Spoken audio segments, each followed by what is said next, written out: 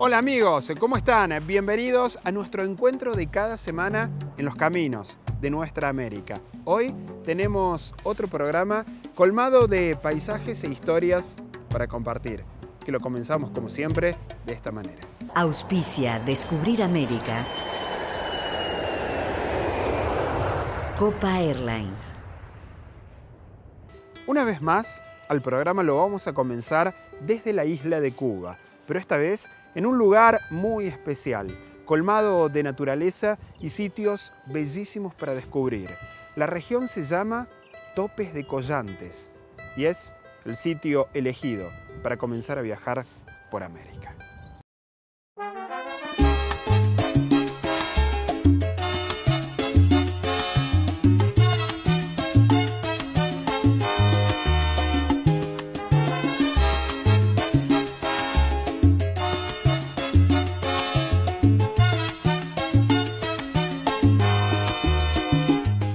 Sierras tapizadas de vegetación selvática y un lejano horizonte de mar conforman el paisaje mágico y cautivante que se desarrolla en el centro-sur de la isla de Cuba.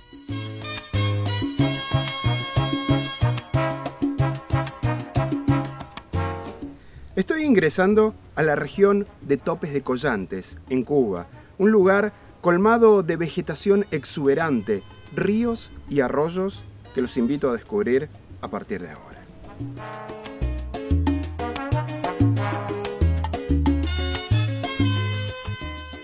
Transitando una ruta angosta, abrazada por un espeso verdor, llegué al pequeño poblado de Topes de Collantes, un paraje que se desarrolla a orillas de un área natural protegida de más de 12.000 hectáreas.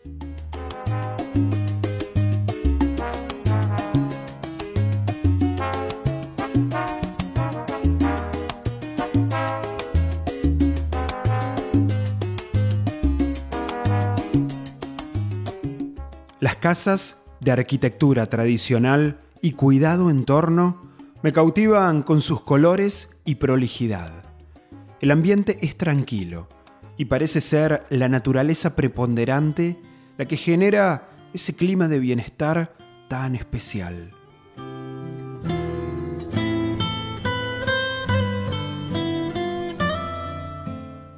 Históricamente, la región se dedicó a la producción de café y desde una sencilla construcción colmada de flores se desprenden aromas intensos que me invitan a ingresar.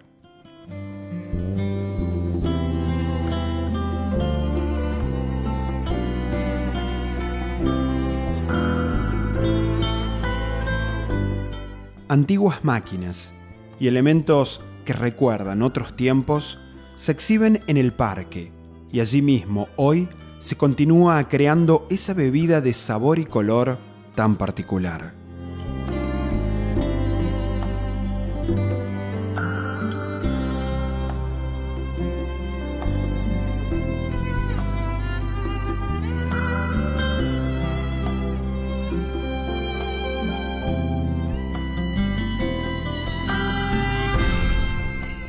En ese magnífico lugar me encontré con Rafael, uno de los responsables del Parque Nacional Topes de Collantes, y pronto comenzamos a conversar acerca de las bondades del área protegida.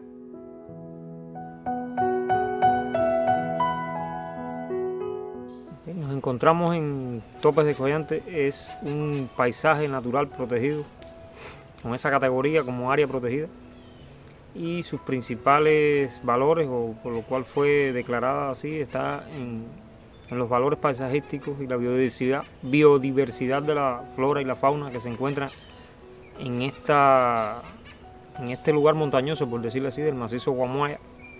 Estamos sobre los 800 metros sobre el nivel del mar.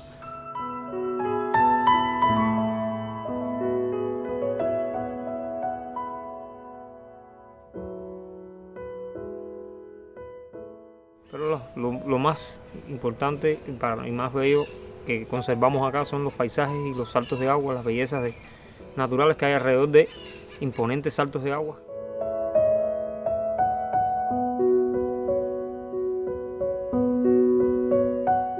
Aquí tenemos el pico más alto del centro, que es el pico San Juan, 1140 metros. Incluso desde Pinar del Río hasta el centro es el pico más alto.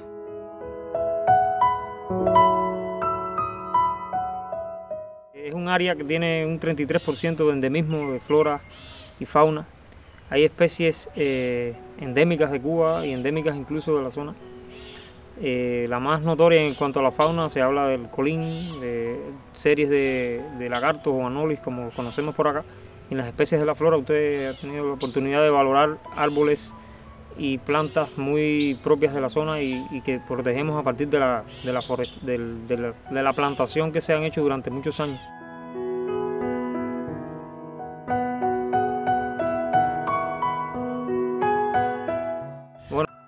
Como le decía, de mucha humedad relativa, a partir de la altura en la que nos encontramos y de este clima que mantiene una humedad por encima de un 85%.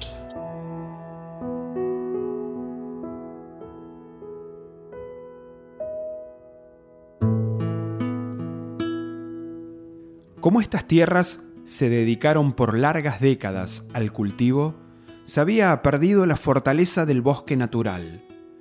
En los años 70, comenzó a desarrollarse un programa de reforestación llevado adelante por los pobladores, que ha logrado hoy recuperar el ambiente primigenio y tener un área protegida de gran valor natural.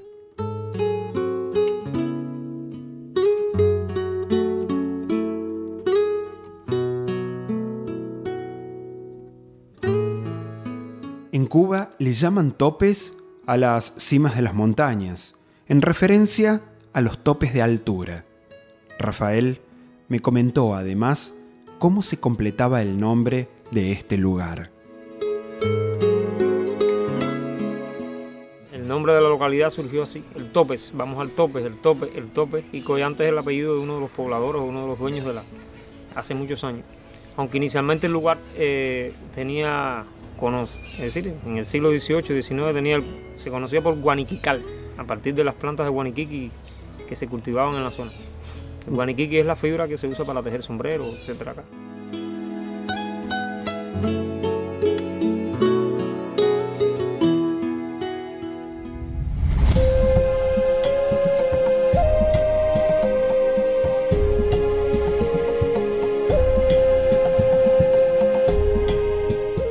Soy un gran apasionado por explorar la naturaleza de América, y los relatos de Rafael me incitaron aún más a adentrarme a la selva de Topes para experimentar las sensaciones que brindan los bosques lluviosos y aventurarme por sus senderos.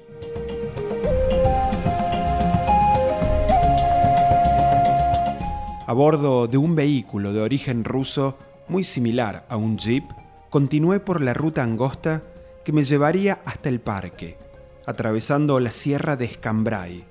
En el camino, crucé trabajadores y campesinos que con precarios elementos desarrollan su tarea cada día.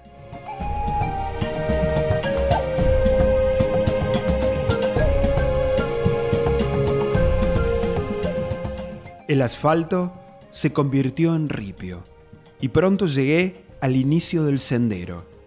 Era hora de caminar. Un vendedor de plátanos ofrecía energía natural para la aventura. Elegí el sendero del río melodioso del Parque Guanayara y junto al guía Irelio nos adentramos entre la vegetación.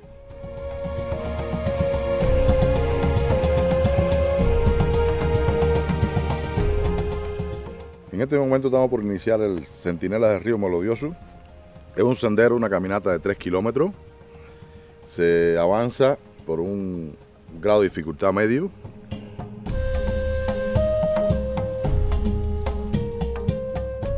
Lo que distingue este parque es su cascada, el Rocío, el Salto del Rocío, la piscina muy buena para disfrutar de un baño y la variedad de plantas y también aves que podemos ver por acá como el tocororo, el colibrí, la cartacuba, que son aves insignia de nuestra zona cubana. Y muchas plantas, pero fundamentalmente el cultivo del café, que lo vamos a ver aquí un poquito más adelante, una plantación de café arábico, porque es uno de los principales cultivos en estas montañas al centro de Cuba.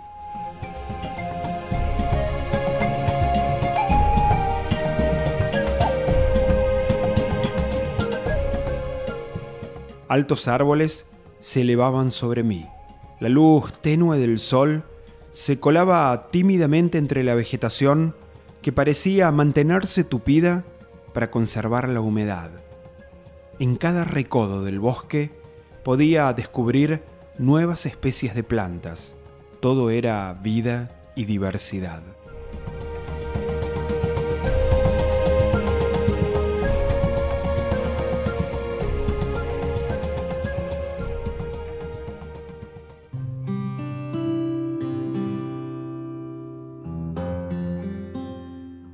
El extenso suelo protegido de topes brinda variados senderos y recorridos para realizar, pero no tenía dudas que este sería uno de los más bellos. La naturaleza me sorprendía a cada paso.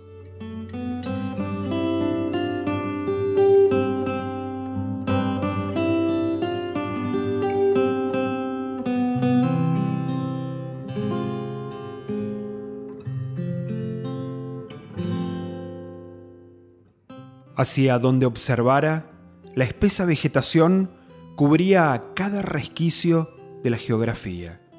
Sin embargo, mis oídos percibían el sonido del río melodioso, y entonces comprendí el sentido del nombre de este sendero.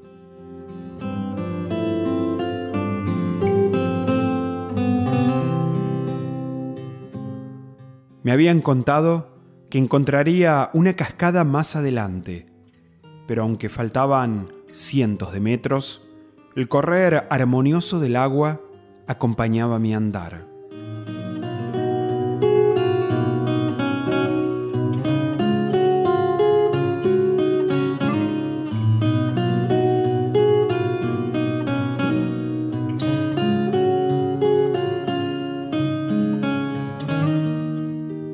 De repente, llegamos a una cavidad en la selva. Era la boca de la cueva de la Jutilla, a la que ingresamos a explorar. Estamos en la cueva de la jutilla. Jutilla es un animal endémico cubano, nativo aquí de nuestra isla. Se parece a la rata, pero no es rata, y se parece a la nutria, pero tampoco es nutria. Vive en los árboles, es vegetariana. Y bueno, hay alrededor de 9 tipos diferentes de jutillas en Cuba. La más grande es la conga, que es la que dio nombre a esta cueva, porque ellas viven por aquí en este lugar, que llega a pesar hasta 25 libras.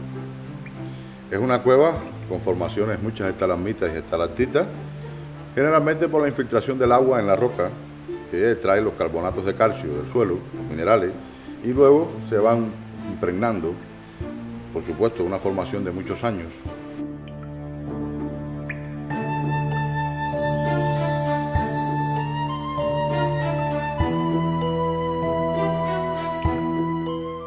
Esas plantas generalmente son traídas por los murciélagos que están ahora en esta cueva, en los lugares oscuros, comen su fruto y dejan la semilla, como que hay luz, con humedad, pues entonces las semillas nacen. Y aquí tenemos muchas, mayormente el cuajaní, es lo que más abunda en estas plantitas que ven por aquí, es la fruta del cuajaní, que ellos lo comen, y la semilla pues la tiran y entonces crece. Por supuesto, las plantas no llegan a crecer mucho, solo las pequeñas.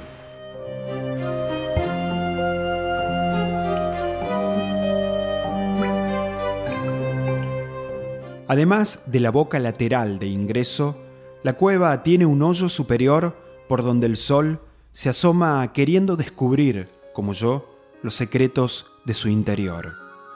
Desde allí también cuelgan lianas y llegan otras semillas que vuelan con la brisa del bosque.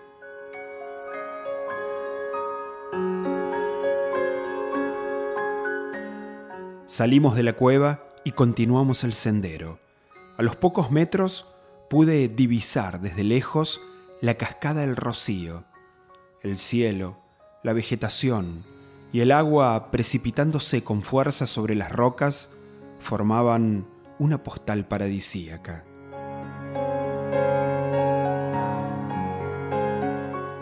Por un momento apresuré mi andar.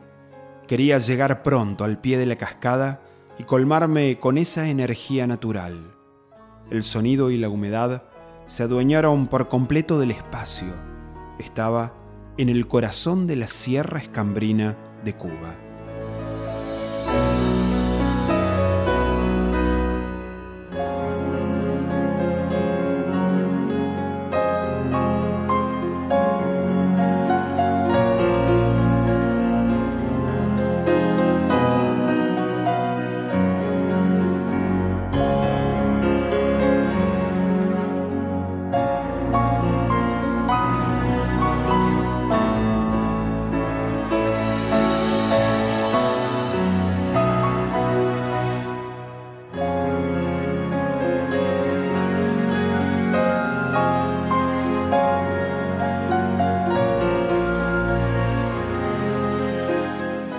Allí permanecí largos minutos. La melodía del salto de agua era dinámica y constante. La naturaleza que rodeaba mi ser me demostraba una vez más que éramos parte de esa misma energía, de esa misma esencia de la creación.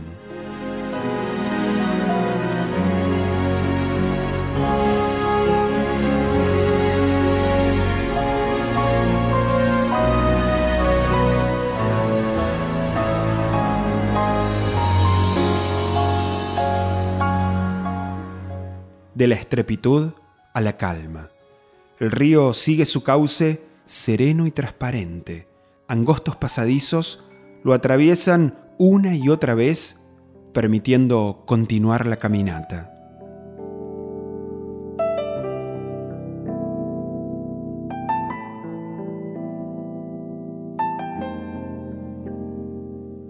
Unos metros más y esa agua espumosa que se lanzaba en caída libre, ahora descansaba en una piscina natural, acogedora y silenciosa. La claridad deja ver a simple vista los peces que habitan esta idílica laguna.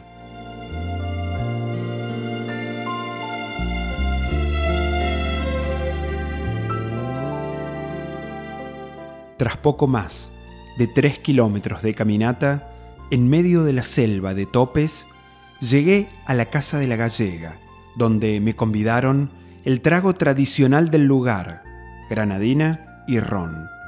Allí se concentra el sector de servicios del Parque Guanayara.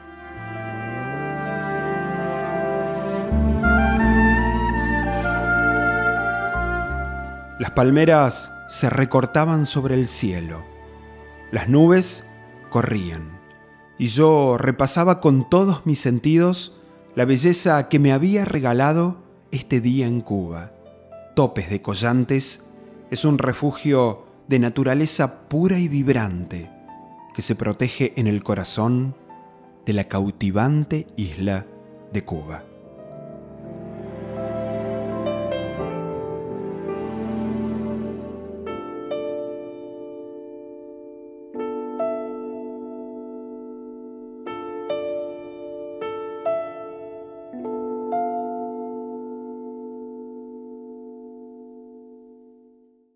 Qué lindo lugar que es Topes de Collantes, un sitio colmado de naturaleza y tranquilidad. Vale la pena descubrirlo. Pero desde la isla de Cuba, ¿qué les parece si cruzamos el Mar Caribe hasta la península de la Florida? Allí vamos a conocer un histórico faro que se levanta al sur de la ciudad de Daytona Beach. Allí vamos.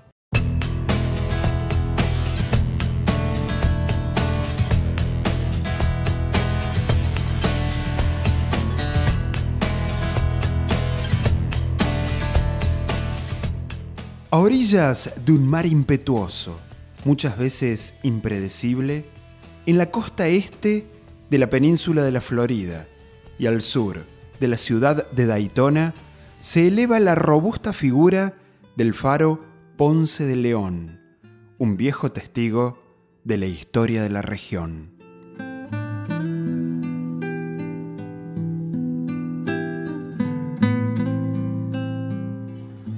En esta zona de Daytona se encontraba uno de los ingresos al continente desde el Océano Atlántico. Era muy peligroso, la llamaban la entrada de los mosquitos. Por eso construyeron este gran faro que es el más alto de la Florida y el segundo más grande de Estados Unidos. Vamos a conocerlo.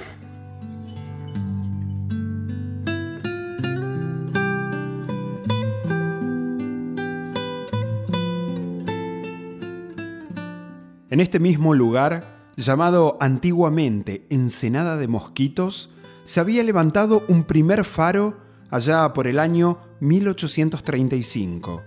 Meses después, y durante la guerra con las tribus aborígenes de los semínolas, el faro fue destruido y los pocos habitantes que vivían en la ensenada abandonaron el lugar.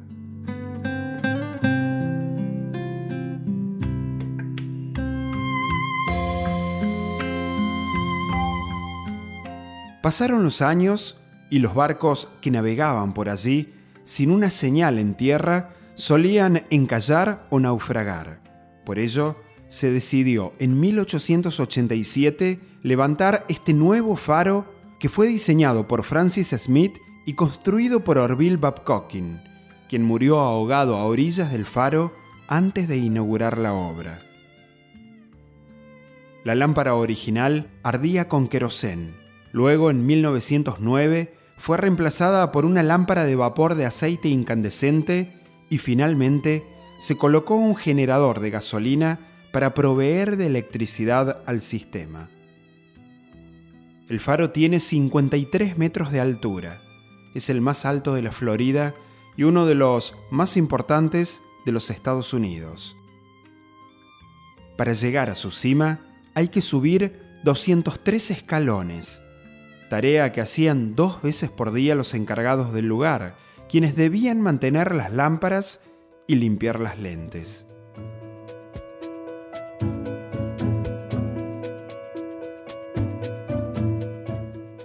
El faro fue desactivado en 1970 y desde entonces allí funciona un museo que resguarda su historia y la del poblado. A los pies del faro, un club náutico congrega a los amantes de las actividades marinas y de la pesca, que han convertido a la Ensenada en uno de los sitios favoritos para la recreación. Además, es habitual ver ceremonias de quienes eligen las playas del faro para celebrar sus matrimonios.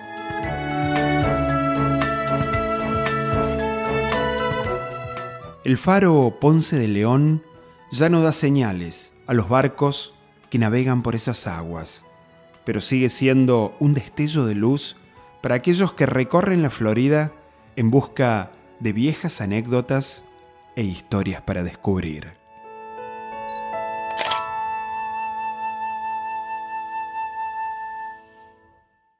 Como siempre les digo,